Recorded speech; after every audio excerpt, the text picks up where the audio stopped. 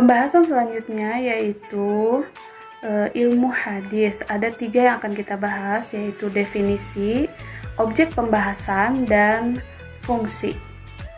Nah, tadi kita udah membahas sejarah ilmu hadis seperti apa. Kemudian ada definisi dari ilmu hadis itu apa. Ilmu hadis ialah ilmun bi usulin wa qawaida yu'rafu biha ahwalus sanadi wal matni min haitsul qabulu war raddu. Ilmu yang membahas tentang kaidah-kaidah, pokok-pokok dan kaidah-kaidah yang digunakan untuk mengetahui keadaan sanad dan matan dari sisi diterima dan ditolaknya. Nah, berhubungan dengan yang kedua, yaitu objek pembahasannya, yaitu sanad dan matan dari sisi diterima dan ditolak. Jadi yang akan kita bahas dalam ilmu hadis itu adalah sanad dan matan, hanya itu saja. Nah, rawi, yang tadi rawi itu masuknya ke sanad, karena sanad itu adalah perjalanan sebuah hadis, perjalanan seorang rawi dalam menerima dan menyampaikan hadis. Nah, kemudian yang ketiga, fungsi dari ilmu mustalah hadis. Fungsi mustalah hadis itu adalah tamyizus sahih minas saqimi minal ahadits, yaitu membedakan hadis sahih dan hadis yang dhaif. Nah, dengan kita mempelajari ilmu mustalah hadis, kita akan tahu mana hadis yang sahih, mana hadis yang dhaif, mana hadis yang makbul atau diterima, mana hadis yang ditolak. Nah, sebelumnya kan kita orang-orang yang awam atau tidak pernah belajar ilmu mustalah hadis, tentu mereka tidak akan tahu membedakan yang sahih dan yang dhaif itu bagaimana, dari sisi apa, dari segi apa. Nah, tujuan kita mempelajari ilmu hadis ini adalah untuk membedakan mana yang sahih dan mana yang dhaif. Tujuan nantinya itu untuk apa? Ya untuk kita pakai. Otomatis hadis-hadis yang sahih saja yang akan kita amalkan. Begitu. Oke, sekarang kita akan membahas materi selanjutnya, yaitu istilah-istilah dalam ilmu hadis. Ada beberapa istilah-istilah yang harus kita tahu ya untuk mempelajari ilmu mustalah hadis. Dan sebenarnya mungkin kalian udah tahu ya. Pertama, hadis. Kedua, khobar. 3, asar. 4, matan. 5, sanad. 6, isnad. 7, musnad. 8, musnid. Pertama, hadis. Hadis menurut bahasa yaitu al-jadid, yang artinya baru.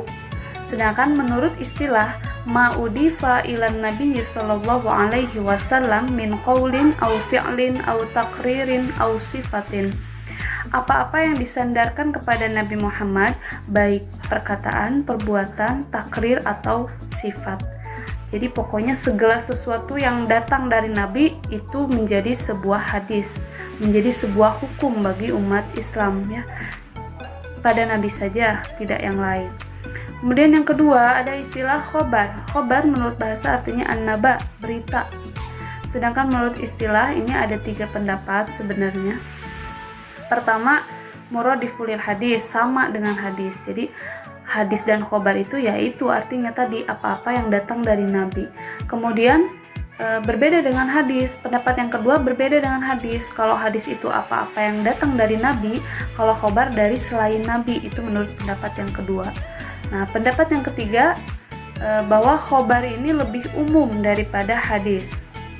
Jika hadis itu apa-apa yang datang dari Nabi, maja'a anin Nabi, nah maka kalau khobar apa-apa yang datang dari Nabi dan selain Nabi.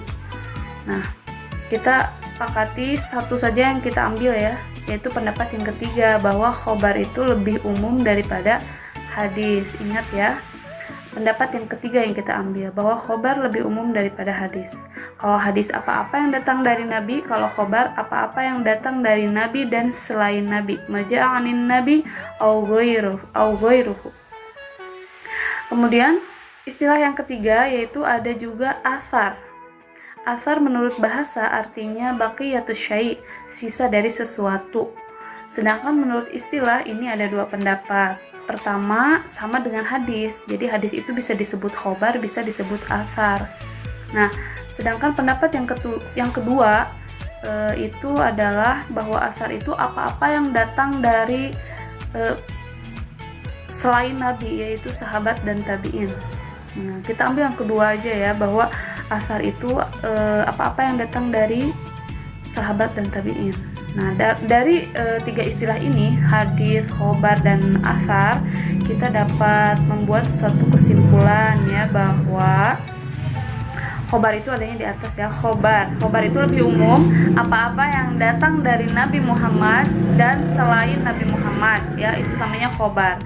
Hadis, apa-apa yang datang dari Nabi. Asar, apa-apa yang datang dari selain Nabi, yaitu dari sahabat dan tabi'in gitu.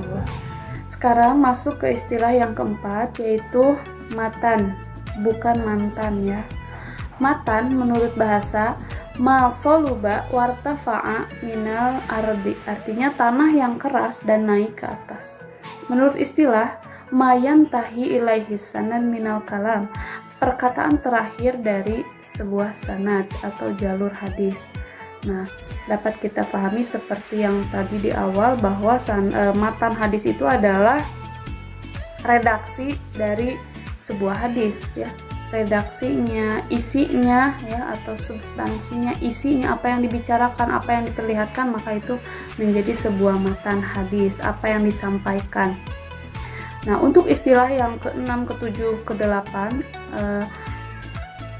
ini sebenarnya dapat kita pahami dengan memahami dari segi ilmu sorofnya ya, atau ilmu tasrif. Kan ada sanad, isnad, musnad, dan musnid ya. Kelima, keenam, ketujuh, kedelapan. Sanad dan isnad itu dua-duanya sama, itu merupakan isim masdar. Jadi menurut bahasa, kalau sanad dan isnad itu isim masdar dari kata asnada yusnidu. Kalau musnad itu adalah isim maf'ul, kalau musnid isim fa'il ya. Nah, untuk sanad dan isnad itu menurut istilah adalah silsilatur rawi al-musilatu lil matni ya. Jadi perjalanan seorang rawi yang sampai kepada matan. Maksudnya adalah seseorang yang menyampaikan matan dari gurunya kepada muridnya, karena itu kan merupakan sebuah perjalanan dari guru ke murid, dari muridnya disampaikan lagi ke muridnya, disampaikan lagi, jadi itu disebutnya dengan istilah perjalanan, maka disebut dengan atau dikenal dengan istilah sanad atau isnad. Jadi sekali lagi, untuk istilah sanad dan isnad itu dua-duanya isim masdar, otomatis maknanya juga sama ya. Nah, kemudian sekarang ada istilah yang ke-7 dan 8, yaitu musnid dan musnad. Nah, kita kembali lagi ke ilmu tasrif. Musnid itu adalah isim fa'il, berarti orang yang berada di perjalanan itu. Tadi kan sanad dan isnad itu adalah perjalanan sebuah hadis. Nah, kalau musnid orangnya, orang yang berada di perjalanan sebuah hadis, maka musnid itu berarti bisa juga disebut dengan rawi, orang yang meriwayatkan hadis ya. Kemudian istilah yang ke-8 yang terakhir itu adalah musnad atau isim maf'ul ya. Musnad ini isim maf'ul, apa yang disandarkan ya. Nah, jadi kalau sanad dan isnad itu sandaran, musnid orang yang menyandarkan.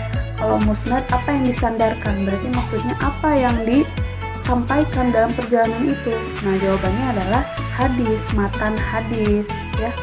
Nah, maka kita simpulkan 4 istilah itu, kalau sanad dan isnad itu sama-sama perjalanan sebuah hadis, kalau musnid itu rawi, orang yang berada di perjalanan hadis, orang yang meriwayatkan hadis, sedangkan musnad itu adalah matan hadis, apa yang disampaikan, apa yang diriwayatkan begitu ya.